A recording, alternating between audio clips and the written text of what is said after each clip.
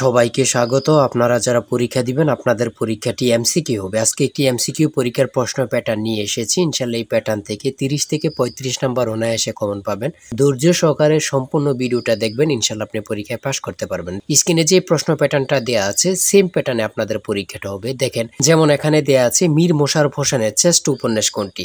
এখানে 4টা অপশন দেয়া থাকবে, যেই অপশনটা সঠিক, ধরেন এখানে ক নাম্বার অপশনটা সঠিক, যদি আপনারা ক নাম্বার অপশনটা বরাদ করেন তাহলে নাম্বারটি পেয়ে যাবেন। এমন ভাবে কিন্তু আপনাদের পরীক্ষা আসবে, অর্থাৎ আপনাদের পরীক্ষা যেমন ভাবে থাকবে, যেমন প্যাটার্ন থাকবে, যেমন ভাবে প্যাটার্ন করা হবে সেম প্যাটার্নে আমরা একটি চূড়ান্ত সাজেশন তৈরি করেছি। একদম শর্ট করে স্পেশাল চূড়ান্ত সাজেশনটি নিতে স্ক্রিনে দেওয়া হোয়াটসঅ্যাপ নাম্বার রয়েছে, ইমো নাম্বার রয়েছে, দুটোর মধ্যে যে কোনো একটি মেসেজ করে সাজেশনটি সংগ্রহ করুন। অর্থাৎ হোয়াটসঅ্যাপ অথবা ইমোতে মেসেজ করে সাজেশনটি সংগ্রহ করুন। সাজেশনের মূল্য মাত্র 100 টাকা। আমি বলি অবশ্যই প্রত্যেকে সাজেশনটি সংগ্রহ করবেন। যারা কাজের কারণে, চাকরির কারণে অথবা পড়ালেখা একটু দুর্বল, সময় পান না, প্রত্যেকে আমাদের সাজেশনটি সংগ্রহ করে A to Z পড়ে যাবেন, ইনশাআল্লাহ আপনি পরীক্ষায় পাস করবেন। ঠিক আছে, আমি সম্পূর্ণ প্যাটার্নটা সমাধান করে দেখিয়ে দিচ্ছি। আমাদের সঙ্গে থেকে দেখুন এবং কি আমাদের চ্যানেলটি সাবস্ক্রাইব ও পেজটি ফলো দিয়ে রাখেন। পরবর্তী যে কোনো ভিডিও আপলোড দেওয়ার সাথে সাথে চলে যাবে আপনার কাছে নোটিফিকেশন। ঠিক আছে, আপনাদের পরীক্ষার রেজাল্ট, প্রশ্ন সমাধান সকল কিছু নিয়ে আমরা ভিডিও আপলোড দিয়ে রাখবো। সর্বপ্রথম যে প্রশ্নটি রয়েছে সেটা হচ্ছে কুলাচার্য বলতে কি বোঝায়? প্রধান, পুরোহিত। হ্যাঁ, এমনভাবে কিন্তু আপনাদের পরীক্ষার প্রশ্ন প্যাটার্ন থাকবে। 4টা অপশন থাকবে, যে অপশনটি সঠিক এটা বরাদ করলে আপনারা নাম্বারটি পেয়ে যাবেন। হ্যাঁ, মৌক অর্থ কি?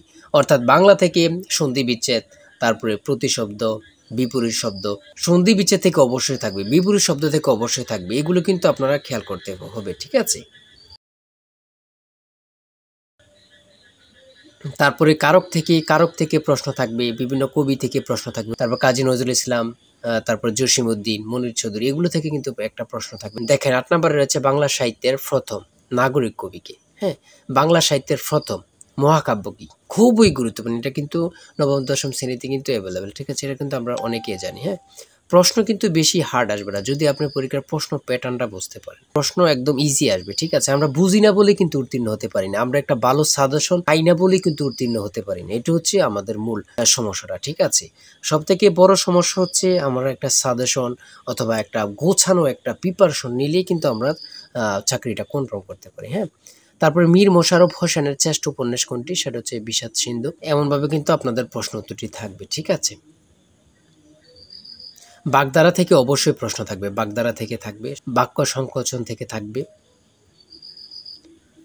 নিচের কোনটি এক বছর নির্দেশক? ভাষা আন্দোলনের সময় ছাত্রদের উপর গুলি করা হয় ঢাকা মেডিকেল কলেজের সামনে। ঢাকা মেডিকেল কলেজের সামনে। 1971 সালে পাক বাহিনী দ্বারা পরিচালিত অপারেশনের নাম কি? Operation searchlight. ঠিক আছে, খুবই গুরুত্বপূর্ণ।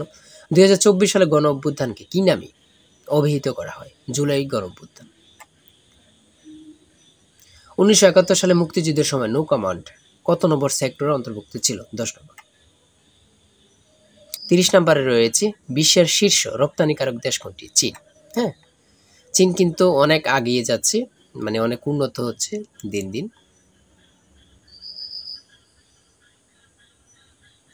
তারপরে নেটোর সদর দপ্তর কোথায় অবস্থিত? ঠিক আছে,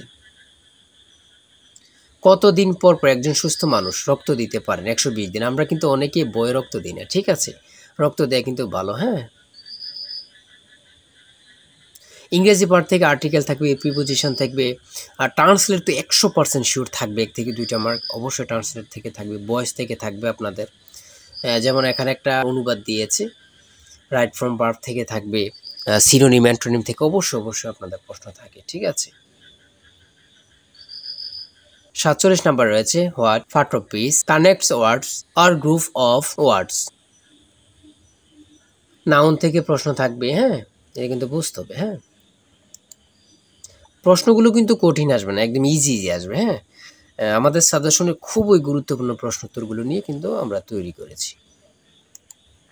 তারপরে 53 নাম্বার রয়েছে identify the tense in the given sentence. I went to school.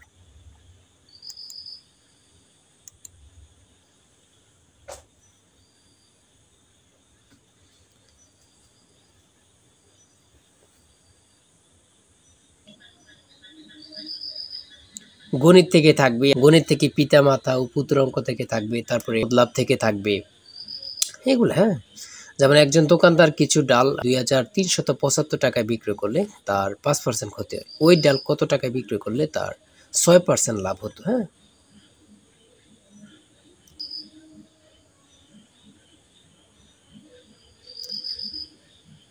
দেখেন এখানে মাথা ও 2 পুত্রের বয়সের গড় অপেক্ষা পিতা ও পুত্রের বয়সের গড় 5 বছর বেশি। পিতার বয়স 50 বছর হলে মাতার বয়স কত? লগ থেকে থাকবে, মান নির্ণয় থেকে অঙ্ক থাকে। হ্যাঁ, সর্বশেষে যে প্রশ্নটি রয়েছে 16 হতে 30 পর্যন্ত বিজোড় সংখ্যার মধ্য কত? খুবই গুরুত্বপূর্ণ একটি প্রশ্ন তো, ঠিক আছে, সেটা হচ্ছে 23। এতটুকুই কিন্তু আপনাদের পরীক্ষার প্রশ্ন প্যাটার্ন, ঠিক আছে। আপনাদের পরীক্ষাটি এমসিকিউ হবে, এমসিকিউ প্রিপারেশন নেবেন। আর আমি বলি আমাদের সাজেশনটি সংগ্রহ করলে যথেষ্ট। আজকের ভিডিও এই পর্যন্ত। আপনার যে কোনো সমস্যা, আপনার যে কোনো তথ্য জানতে কমেন্টে লিখুন, সাথে সাথে রিপ্লাই পাবেন। আর অবশ্যই আমাদের চ্যানেলটি সাবস্ক্রাইব, পেজটি ফলো দিয়ে রাখবেন। আর হ্যাঁ, আমাদের সাজেশনটি সংগ্রহ করবেন, সাজেশনটি পরীক্ষা দিতে গেলে উত্তীর্ণ হবেন। তাই অবশ্যই বলি প্রত্যেকে আমাদের সাজেশনটি দ্রুত মেসেজ করে সাজেশনটি সংগ্রহ করে ফেলুন। সবাই ভালো থাকবেন, সুস্থ থাকবেন। আল্লাহ হাফেজ।